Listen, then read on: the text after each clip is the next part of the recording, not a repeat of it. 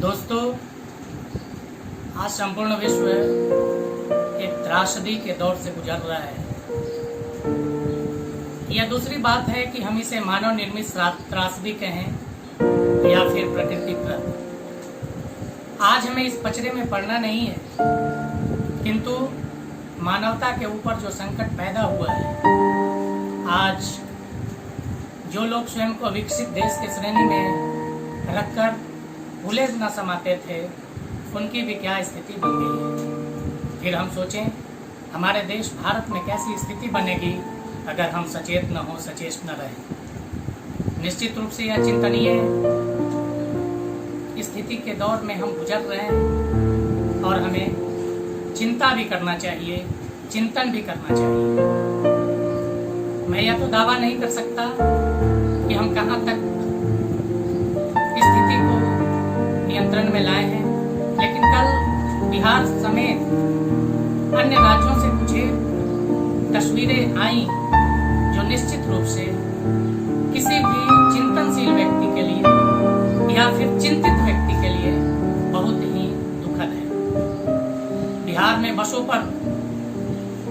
में नहीं, बसों के छतों पर चढ़कर इस कदर लोग जा रहे थे, लग रहा था मानो वे होली मनाने जा रहे हैं, छठ मनाने जा रहे हैं। जबकि आज न कोई होली का उत्सव है, न छठ जैसी कोई स्थिति बनी है। आज जो स्थिति बनी है वही स्थिति बनी है कि भस्मासुर को शिव ने वरदान दे दिया और फिर वही भस्मासुर शिव को ही खत्म करने का ठान लिया। यह कोरोना रूपी भस्मासुर केवल भारत के लिए नहीं, बल्कि चाइना, इटली, ईरान, फ्रांस जैसे देश के लिए भी बहुत बहुत बहुत बड़ा खतरा बनकर उभरा है।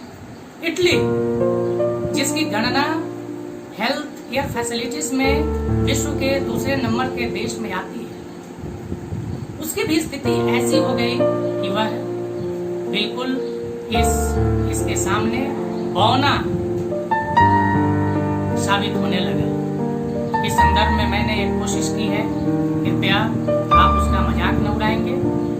मजाक भी उड़ाएंगे फिर भी मुझे खुशी होगी अगर कुछ सीखने का कोशिश करेंगे, अपने को बचाने का कोशिश करेंगे। क्योंकि मैं जानता हूँ व्यक्ति किसी भी समाज की, किसी भी राष्ट्र की सबसे छोटी इकाई होती है। व्यक्ति से परिवार, परिवार से समाज, समाज से देश और देश से पूरा भूमंडल तैयार होता है। इसलिए हम व्यक्ति के स्तर पर अगर इसको रोक पाने में सक्षम होते हैं तो निश्चित रूप से जो यह वैश्विक आपदा, ग्लोबल ट्रेजेडी पनपा है विश्व में, उस पर हम काबू पा सकते हैं। तो आइए, मेरी कोशिश है। भूमंडल पर जो संकट है, भूमंडल पर जो संकट है, प्रलय त्रासद अब पल पल है। जीवन मरण के क्षण रेखा में सिमट गया संपूर्ण मानवता है। भूमंडल पर जो संकट है, प्रलय त्रासद अब पल पल है। जीवन मरण के क्षण रेखा में सिमट गया संपूर्ण मानवता है। विश्व पटल पर छाया मौन, विश्व पटल पर छाया मौन। सूर्य किरण में तिमिर अनंत है। जीवन तिमिरा छन्न बना है। बौना मानव का सब श्रम है, बौना मानव का सब श्रम है। प्रकृति प्रद है या मानव निर्मित, इस बात की भी चर्चा है कि किसी देश ने तैयार कर लिया है ऐसा वायरस। अब इस पचड़े में हमें नहीं पड़ना है अभी फिलहाल। प्रकृति प्रद है या मानव निर्मित, चर्चा यह भीषण चहुओर। कोरोना दानव पसार रहा है, नुकीले पंजों का जंजाल। सचेष्ट रहो हे मनुष्य संतति, सचेष्ट रहो हे मनुष्य संतति। अन्यथा बनोगे निरीह कंगाल, अन्यथा बनोगे निरीह कंगाल। हम पहाड़ और समतल गढ़े हैं। मानव कैसे विकास किया और विकास की ऊंचाइयों को उसने कैसे प्राप्त किया है, मैं कोशिश किया हूँ, लेकिन प्रकृति के सामने हम कैसे बौने हैं, इसे भी जरा देख लीजिए। हम पहाड़ तोड़ समतल गढ़े हैं, हम पहाड़ तोड़ समतल गढ़े हैं। सूर्य चांद चढ़े कब्जे किए हैं, मंगल पर बसेरा का आतुर, मंगल पर बसेरा को आतुर, किंतु आज हम निस्तेज बने हैं, किंतु आज हम निस्तेज बने हैं।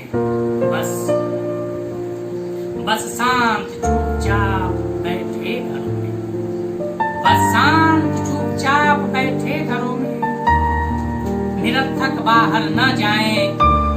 हमें क्या क्या करना है थोड़ा देख लीजिए।